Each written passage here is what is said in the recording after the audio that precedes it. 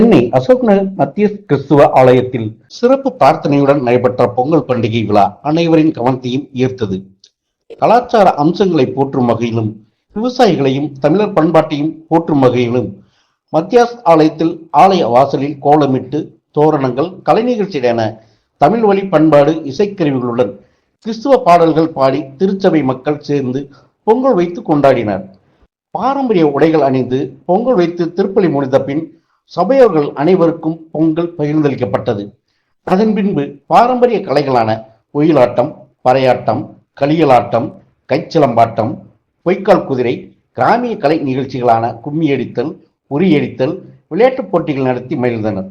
இவ்விழாவினை தலைமையேற்று நடத்திய ஆலயத்தின் பங்கு தந்தை தைனீஸ் செய்தியாளர்களுக்கு பேட்டியளித்தார்.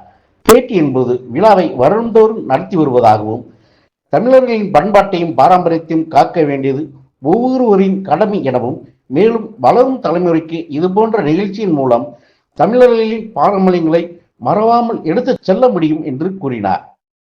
புதிய பானையில் பொங்கலிட்டு அதை இறைவனுக்கு காணிக்கையாக்கி திருப்பலி நிறைவேற்றி அதை நாங்கள் ஒவ்வொரு ஆண்டும் பகிர்ந்து மகிழ்ச்சியாக சகோதர மனப்பான்மையோடு கொண்டாட வருகின்றோம்.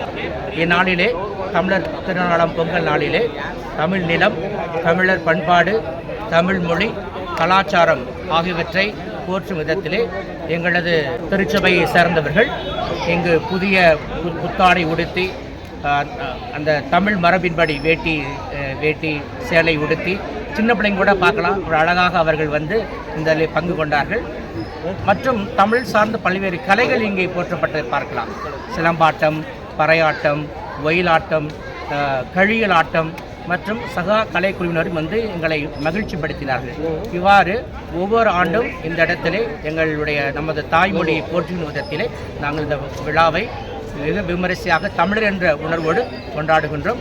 தமிழ் மொழி மிகவும் பழமையானது, அது என்றும் போற்றி பாதுகாக்கப்பட வேண்டியது. அடுத்த தலைமுறைக்கு நாம் எடுத்து செல்ல வேண்டும். இந்த மொழியை, பண்பாட்டை என்றும் கொண்டாடுவோம். மதங்களை கடந்து, சாதிகளை கடந்து தமிழர் என்ற இனவோடு என்றும் இணைவோம். தமிழ் வாழ்க, தமிழ் வெல்க.